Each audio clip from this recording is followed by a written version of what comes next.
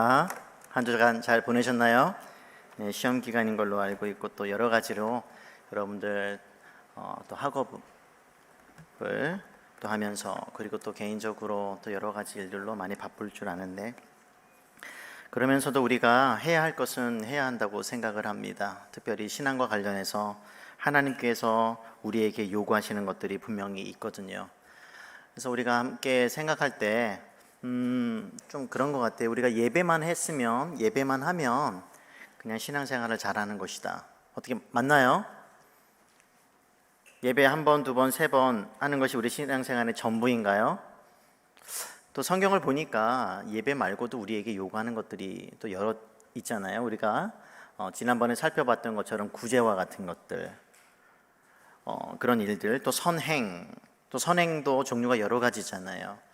그러니까 하나님께서 예배 잘하면 해야 하는 여러 일들이 있는데 과연 우리가 그런 것들을 잘 하고 있느냐?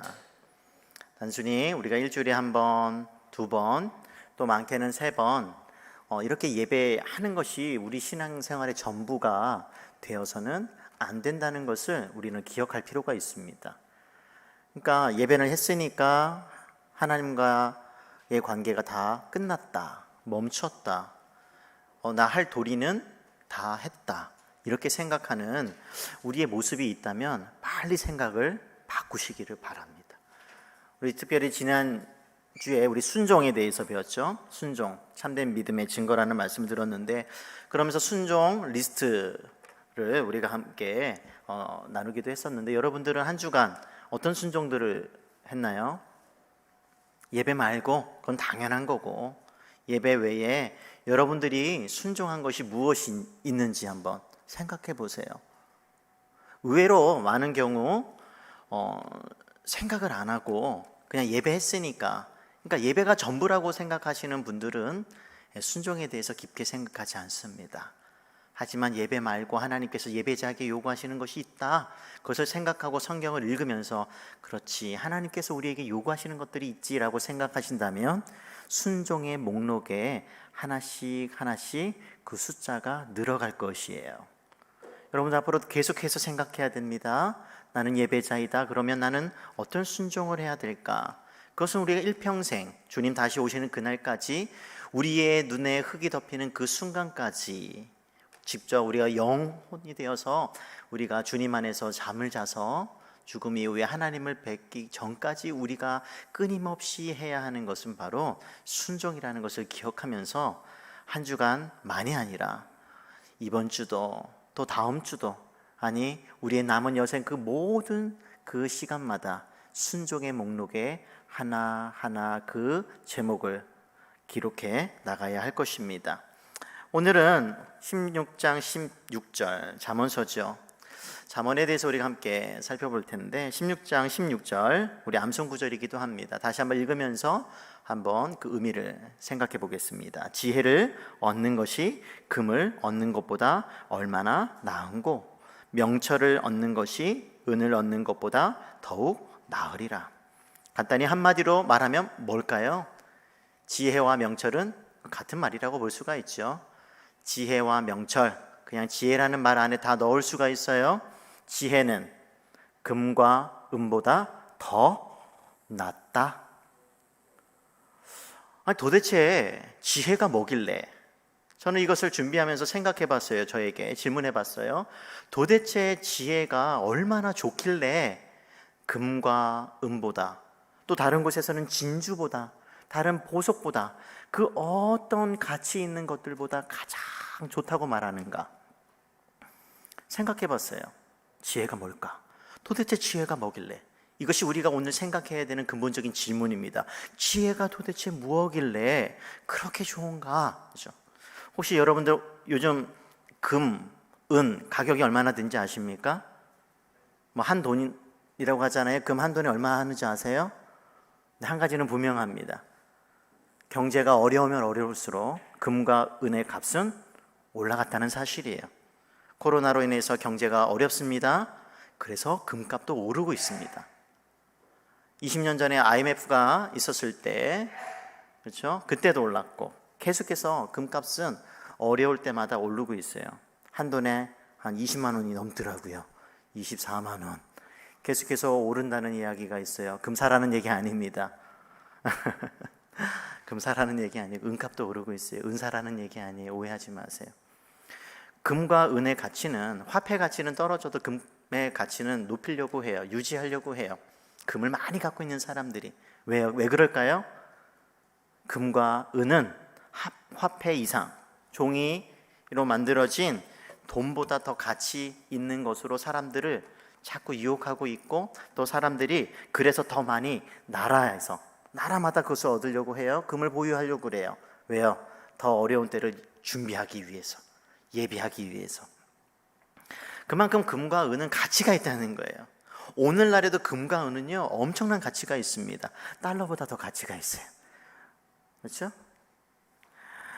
그래서 그만큼 금과 은이 그렇게 가치 있고 나라들마다 경쟁하면서 그것을 가지려고 하고 모으려고 하는데, 성경은 뭐라고 하고 있어요?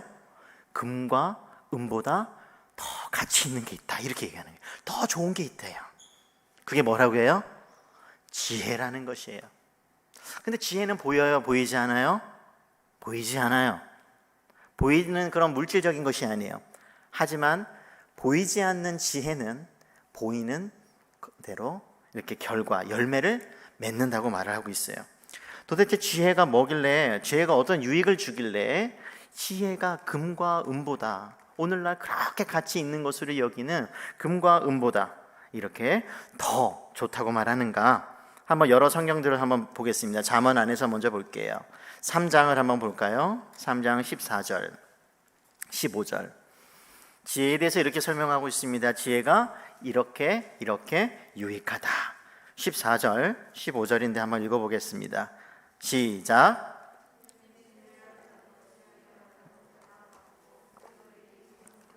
뭐라고 말씀하고 있어요? 지혜를 얻는 것이 은을 얻는 것보다 낫고 그 이익이 정금보다 나음이니라. 마찬가지죠. 금과 은을 갖는 것보다 지혜를 얻는 게 더 가치 있고 더 낫다는 말은 좋다는 말이에요. 더 좋다는 거예요. 또 15절을 또 볼까요? 시작. 지혜는 진주보다 귀하니 내가 사모하는 모든 것으로도 이에 비교할 수 없도다. 진주, 보석이죠. 보석이 하나 또 나왔어요. 다른 종류의 귀중품이 나왔습니다. 진주보다 귀하대요. 그러면서 한마디 더 하죠. 너가 사모하는 모든 것, 너가 원하는 모든 것 있죠? 이게 뭘까요? 그러니까 금, 은, 진주와 같은 누구나 사람들이 귀하기 때문에, 좋기 때문에 그것을 가지게 되면 많은 유익을 누릴 수 있기 때문에 원하는 것이 있다는 거예요. 그 이상 원하는 그 모든 것을 합쳐도 지혜보다 못하다는 거예요. 계속해서 잠언은 우리들에게 지혜가 모든 사람들이 원하는 그와 같은 귀중품들, 물질적인 가치를 주는 모든 것, 보석들, 그것보다 더 좋다고 우리들에게 말해주고 있는 것이에요. 또 한번 찾아볼까요? 3장 18절, 그 밑에 한번 보겠습니다. 18절도 한번 읽어볼게요. 두 번째 유익이 나오는데 시작. 지혜는 그 얻은 자에게 생명 나무라. 지혜를 가진 자는 복되도다. 이렇게 말하고 있죠. 그러니까 뭐냐면 생명나무와 복이 유익으로 등장하고 있어요. 그러니까 지혜를 얻게 되면 창세기 3장에서 아담과 하와가 접근할 수 없었던 그 생명나무, 아니 생명나무와 늘 가까이 살고 그 열매를 먹으면서 그렇게 생명력으로 가득 찬 삶을 살았던 그 과거를 한번 돌이켜 봐야 돼요. 그 잃어버렸던 생명나무로 가는 그 길이 지혜를 얻게 되면 다시 열리게 된다는 거예요. 그러니까 뭐냐면 생명력으로 가득 채워진다는 거죠. 뿐만 아니라 또 뭐라고 말하고 있어요? 어떤 생명? 지혜를 가진 자는 복되도다. 복을 얘기하고 있어요. 그러니까 지혜를 갖게 되면 생명을 얻게 되고, 지혜를 얻게 되면 복을 가지게 된다. 이렇게 얘기하고 있거든요. 또 4장 7절도 한번 볼까요? 4장 7절 읽어보겠습니다. 시작. 지혜가 제일이니 지혜를 얻으라. 내가 얻은 모든 것을 가지고 명철을 얻을지니라. 그렇죠? 지혜가 제일이래요.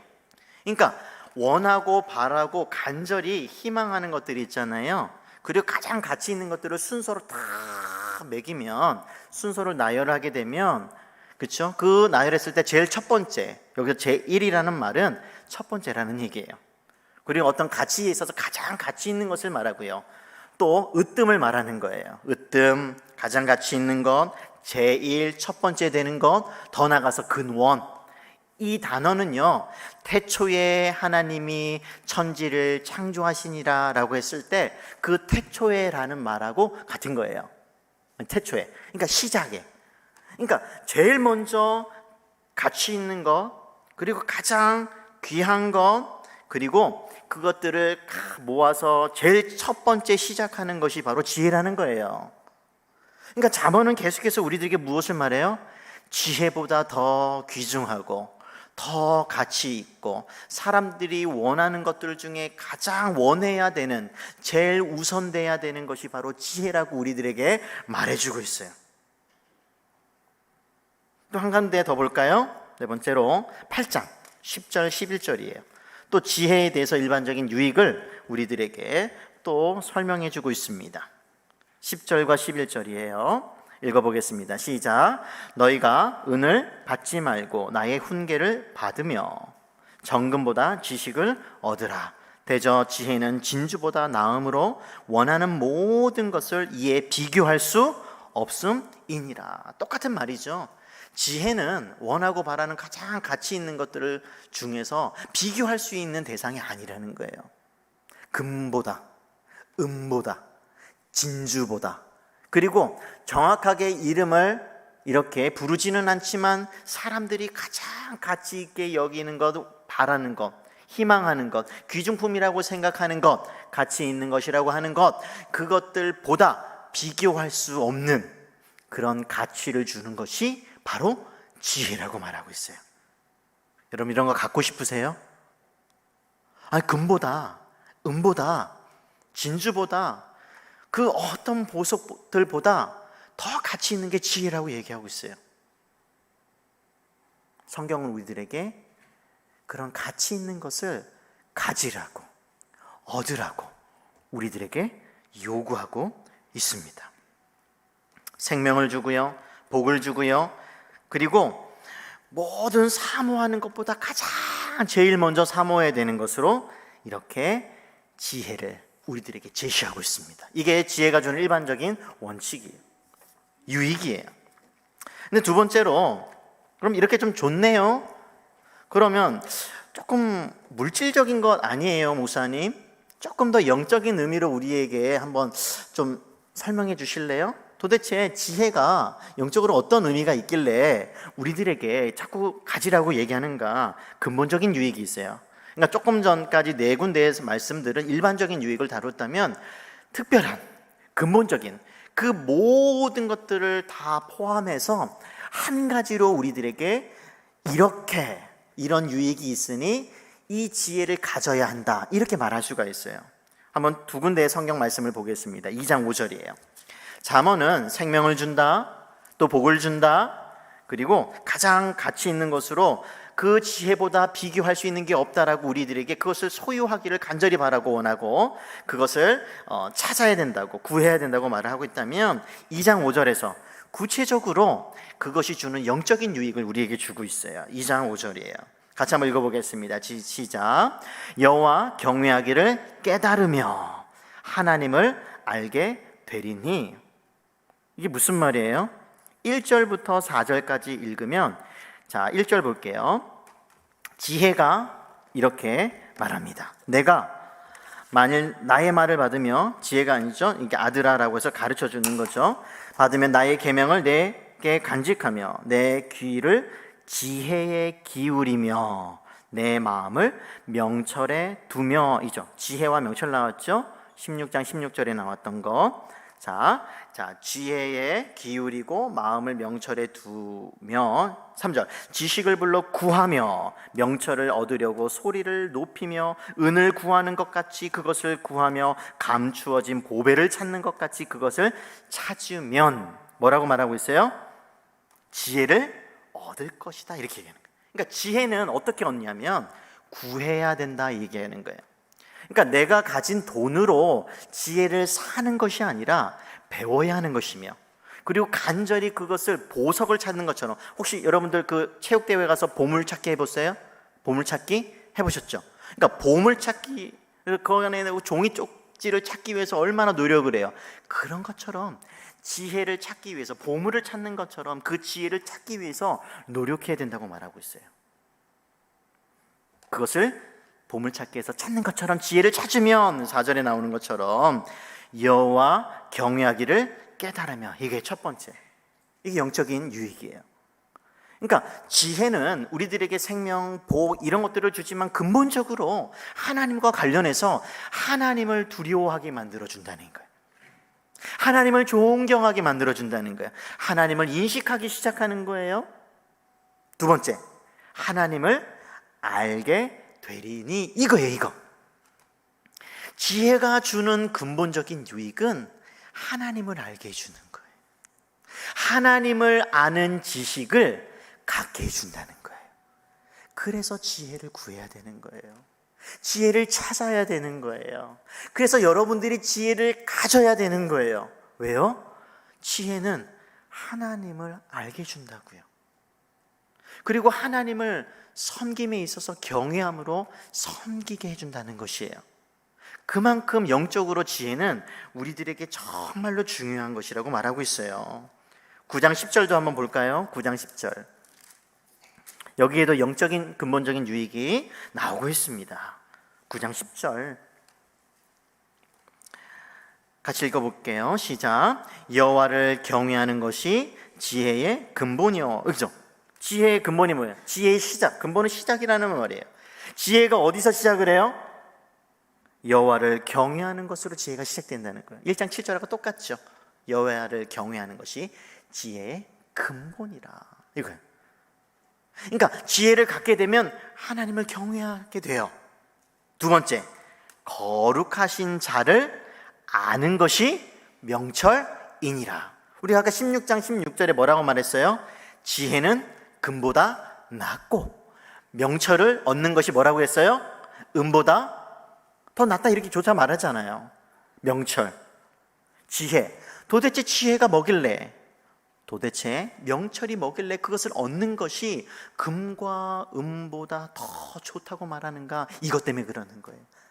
금과 은으로도 비교할 수 없는 하나님을, 금과 은을 하찮은 것으로 여기는 하나님을, 금과 은과 진주와 그 어떤 보물과 보석으로도 비교할 수 없는 하나님을 알게 되기 때문에 지혜를 얻어야 된다고 말하고 있는 거예요. 여러분은 금과 하나님을 선택하라면 무엇을 선택하시겠습니까?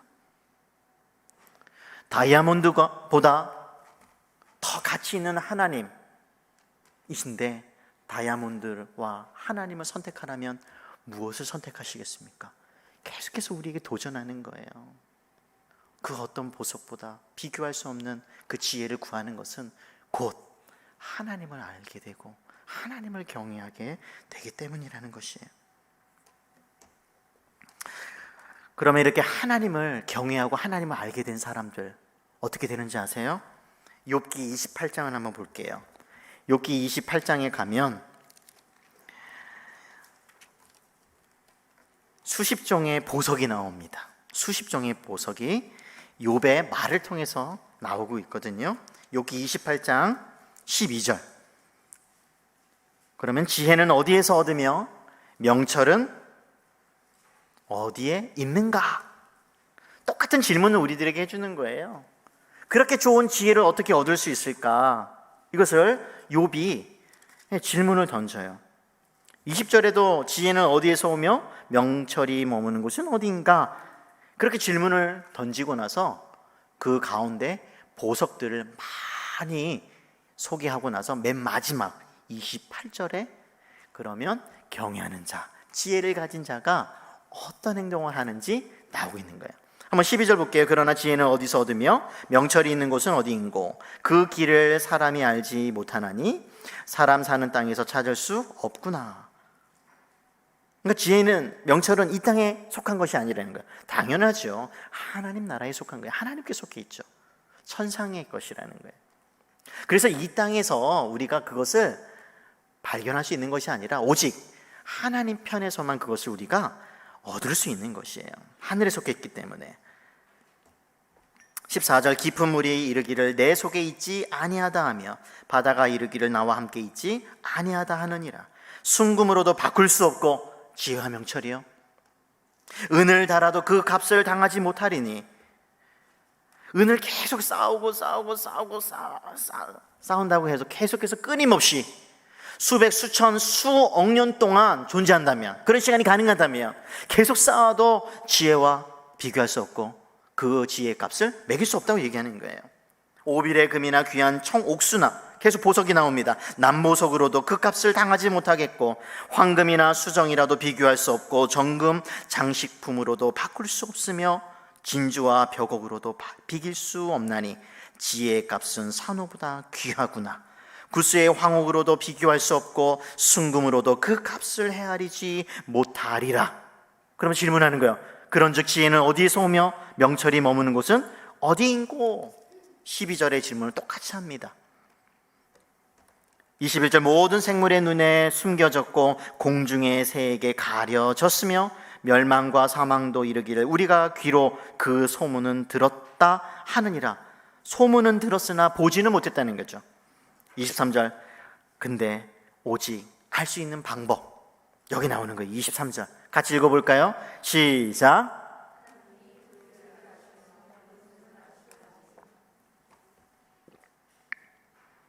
하나님이 그 길을 아신대요. 지혜가 어디 있는지, 명철이 어디 있는지. 왠지 아세요? 그건 하나님이 갖고 있는 거기 때문에 그래요.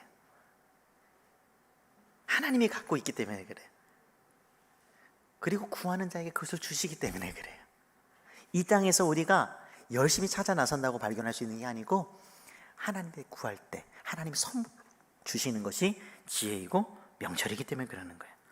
이는 그가 땅끝까지 감찰하시며 온 천하를 살피시며 바람의 무게를 정하시며 물의 분량을 정하시며 비 내리는 법칙을 정하시고 비구름의 길과 우레의 법칙을 만드셨음이라. 그때 그가 보시고 선포하시며 굳게 세우시며 탐구하셨고. 28절 읽어볼까요? 시작. 또 사람에게 말씀하셨도다. 보라, 주를 경외함이 지혜요 악을 떠남이 명철이니라. 지혜는 하나님을 경외하는 자들만이 가질 수가 있는 거예요. 돈으로 살 수 있는 게 아니에요. 보물로 바꿀 수 있는 게 아니에요. 그러면 주님을 경외하는 자 어떤 삶을 살까요? 지혜 있는 삶, 명철한 삶을 살죠. 그런 삶이 구체적으로 28절에 나왔잖아요. 뭐라고요?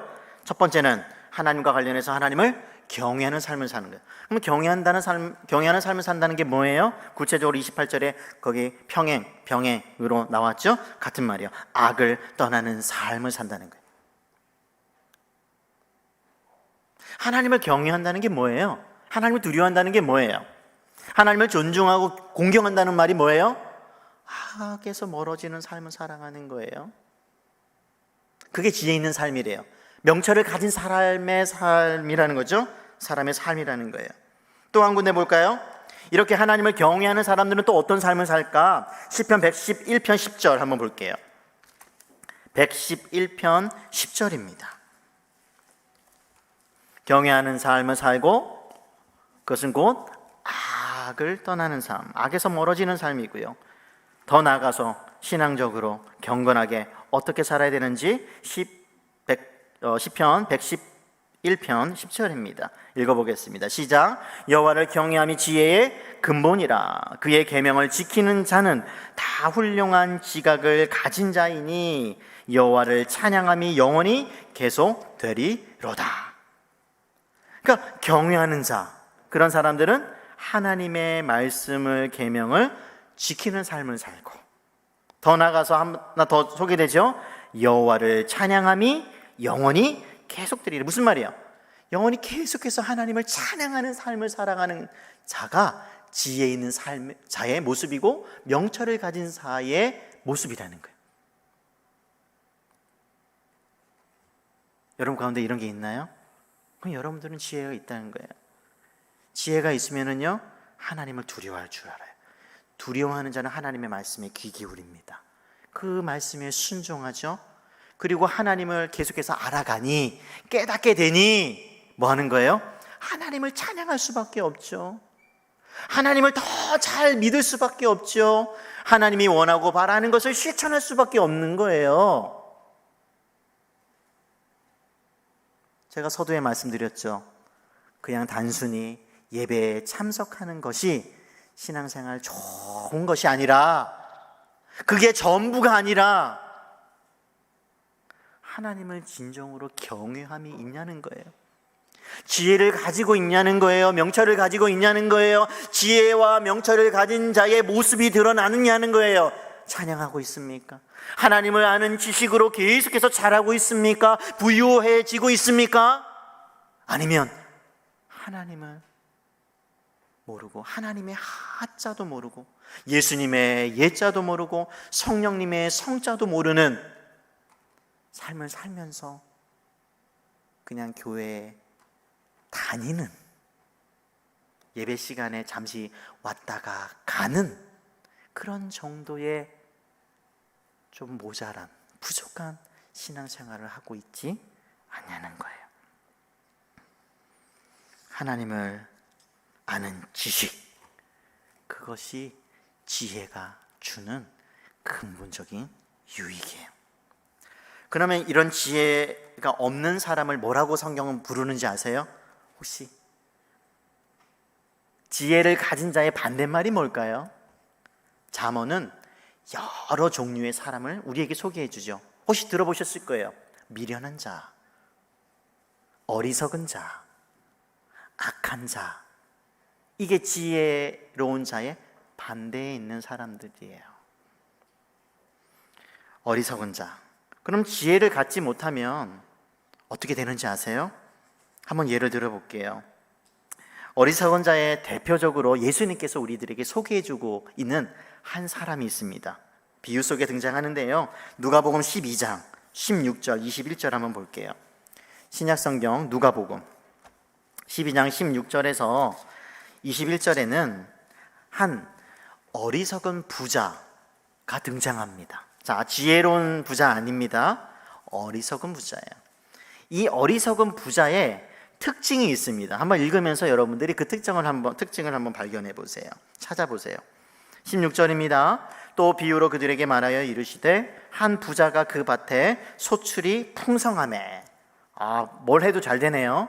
농사를 짓는 대로 더 잘 되는 거예요. 계속해서 잘 되어 왔나 봐요. 17절. 심중에 생각하여 이르되, 마음속에 생각하는 거예요. 내가 곡식 쌓아둘 곳이 없으니 어찌할까? 이야, 얼마나 잘 되면 이 창고에 또 집에 쌓아놓을 곳이 없는 거예요. 얼마만큼의 부자인지 아시겠죠?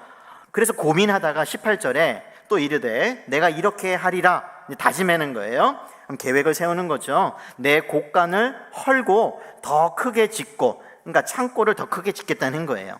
그래서 내 모든 곡식과 물건을 거기 쌓아 두리라. 19절. 또 내가 내 영혼에게 이르되 영혼아, 여러 해 쓸 물건을 많이 쌓아 두었으니 이제 평안히 쉬고 먹고 마시고 즐기자. 이렇게 스스로에게 말하는 거예요. 너 그동안 고생 많았어. 이제 정말로 많아졌어. 너는 이제 쉴 자격이 있어. 이제 쉬어. 그때 하나님께서 이렇게 말하시는 거예요. 20절 같이 읽어볼까요? 시작.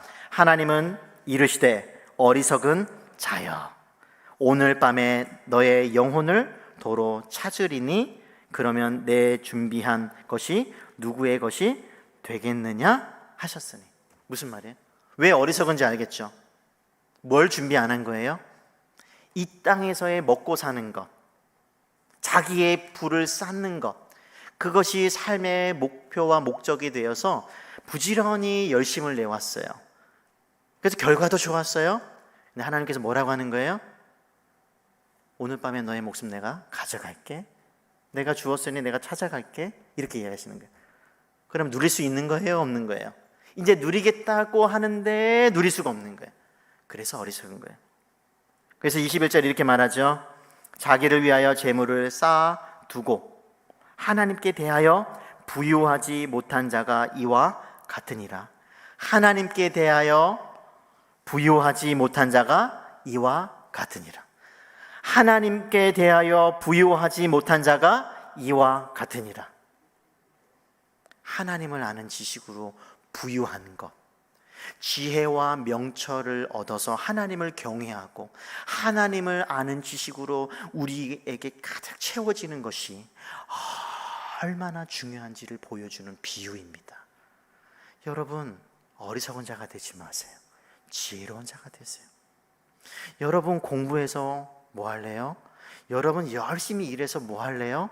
그것이 하나님께 부한 것과 전혀 상관없이 여러분 자신의 열심으로 그와 같은 일을 한다면 하나님께서 인정 안 해주면 어떡할 건데요? 여러분, 내세를 준비하셔야 됩니다. 이 사람은 내세를 준비하지 않는 거예요. 죽음 이후의 삶을 준비하지 않은 거예요. 그 재물을 하나님께 쓰지 않은 거예요. 아니, 하나님에 대해서 부유해지기보다 자기의 재물에 부해지는 거기에만 초점이 맞춰진 삶을 살았던 것이에요. 여러분, 이런 어리석은 자가 되시기 말기 바랍니다.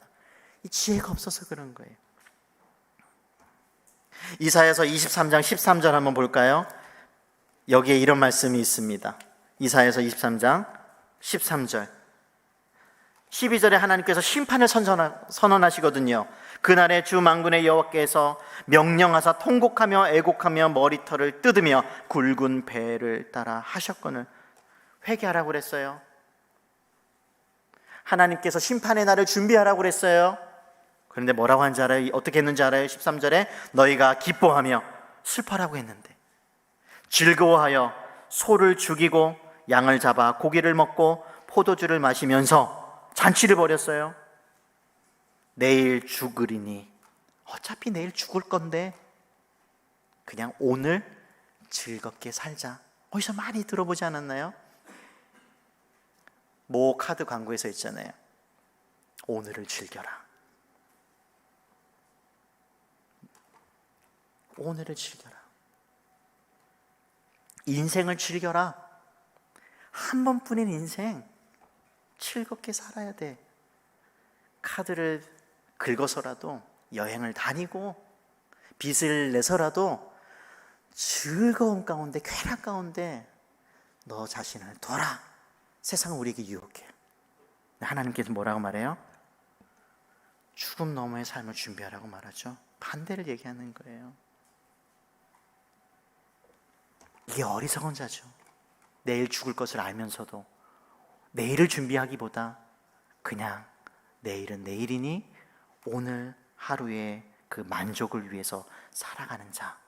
그게 아까 누가복음 12장에 나왔던 어리석은 부자의 모습이 그대로 드러나는 거예요. 혹시 우리들의 모습 아닌가요? 그러면 지혜로운 자는 어떨까요? 어리석은 부자, 그럼 지혜로운 자는 사도 바울을 통해서 우리가 볼 수가 있습니다. 빌립보서 3장을 한번 볼까요? 빌립보서 3장을 보게 되면 사도 바울, 하늘의 지혜, 하나님으로부터 주어지는 지혜와 명철로 가득 채워진 삶을 살아가는 한 사람을 통해서 지혜의 모델을 볼 수가 있습니다. 3장 볼게요. 3장 8절이죠. 그 지혜로운 자는 이렇게 생각합니다. 또한 모든 것을, 3장 8절이죠. 해로 여기면 내 주 그리스도 예수를 아는 지식이, 아니 하나님을 아는 지식이 가장 고상하기 때문이라. 뭘 해로 여긴대요? 7절이죠. 그러나 무엇이든지 내게 유익하던 것을 내가 그리스도를 위하여 다 해로운 것으로 여길 뿐더러 또한 모든 것을 해로운 것으로 여기는 것은 내 주 그리스도 예수를 아는 지식이 가장 가치 있고 가장 높이 있고 가장 우선하는 것이고 가장 으뜸이 되기 때문에 내가 나에게 유익을 주었던 세상의 그 모든 것, 그것이 금이든 그것이 은이든 그것이 보석이든 아니 나의 스펙이든, 그 3절부터 4절, 5절, 6절 보면 스펙 얘기하거든요. 최고의 스펙을 가지고 있음에도 그거는 내가 하나님을 통해서 예수 그리스도와 하는 그 지식이 너무나 고상하고 높고 가장 우선되기 때문에 그것과 비교할 수 없기 때문에 다 뭐라고요? 배설물로 여긴다는 거죠. 똥이다. 세상과는 전혀 다른 삶을 살아요. 이게 지혜로운 자. 어리석은 자는 반대죠. 나에게 유익을 주는 것에 쫓아가는 삶을 살지만 지혜로운 자는 그것이 아니라 하나님을 아는 것, 예수 그리스도를 아는 것, 그것이 이 세상과 비교할 수 있는 게 없기 때문에 그 비교 불가한 그 가치 있는 하나님, 예수님, 그 하나님에 대하여 부해지고 싶어서, 예수님을 아는 지식으로 부해지고 싶어서, 어떻게 해서든지 알고 싶어서 때로는 가난에도 처해보고 부에도 처해보고 유명해지기도 하고 그리고 무명한 삶을 살아보기도 하는 거예요. 왜요? 그 모든 삶을 통해서 하나님을, 예수님을 더 알고 싶어서. 그래서 10절에 이렇게 말하잖아요. 내가 그리스도와 그 부활의 권능과 그 고난의 참여함을 알고자 하여, 예수님이 걸어가신 그 길을 한번 걸어가 보고 싶어서, 알고 싶어서 직접 가는 거예요. 예루살렘으로 돌아가면 죽는다? 아니, 예수님도 예루살렘으로 가면 죽는다는 것을 알면서 가셨기 때문에 자신도 가야 된다고 사도행전 후반부에서 얘기하잖아요. 사도 바울이 그 길을 걸어가는. 왜요? 예수님을 알고 싶어서, 예수님의 그 고난을 또 알고 싶어서. 이게 지혜로운 자예요. 이게 예수님으로 부해지는 삶, 살아가는 사람의 모습인 거예요. 전혀 다르죠?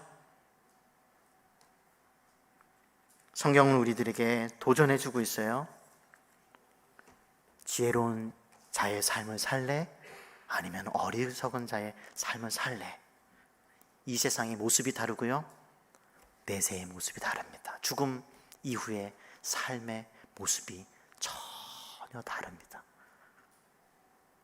지혜로운 자의 삶을 사세요. 세상의 그 어떤 것보다 가치 있는 하나님으로 부해지세요. 예수님으로 부해지세요. 그것만이 우리가 진짜 제대로 신앙생활을 할 수 있는 길인 거예요. 제발 하나님을 좀 아세요. 그래서 호세아 6장 4절, 3절, 4절 이렇게 말하고 있죠. 우리가 여호와를 알자. 힘써 여호와를 알자. 이게 호세아 선지자의 간절한 외침이었습니다. 그 선지자의 외침을 저도 여러분들에게 하겠습니다. 힘써 여호와를 알자. 여호와 하나님을 아십시오. 기도하겠습니다. 하나님 아버지, 지혜 그것이 금과 은보다 더 좋다고 말씀하셨는데 도대체 왜 그런 말씀을 하셨는지 이 시간 우리가 여러 말씀들을 가지고 알았습니다. 무엇보다 하나님을 깨닫게 해주고 하나님을 알게 해주고, 그래서 하나님을 경외하는 마음으로 섬기게 할 뿐만 아니라 그것이 가져다주는 그 이외의 모든 여러 행동들, 찬양하는 것, 악에서 멀어지는 것, 그리고 하나님의 말씀을 순종하며 살아가는 그와 같은 것들이 우리들의 모습이어야 함을 알았습니다. 하나님, 어리석은 자가 되지 않고 지혜로운 자가 되어서 우리가 죽음 이후의 삶을 준비하는 그러한 삶을 살게 하여 주시옵소서. 우리가 이 세상에서의 삶이 전부가 아니기에 하나님으로 부해지는 삶을 살기를 원합니다. 예수 그리스도를 아는 그 지식으로 채워지기를 원합니다. 하나님, 성령 하나님을 아는 지식으로도 채워 주시옵소서. 예수님의 이름으로 기도했습니다. 아멘.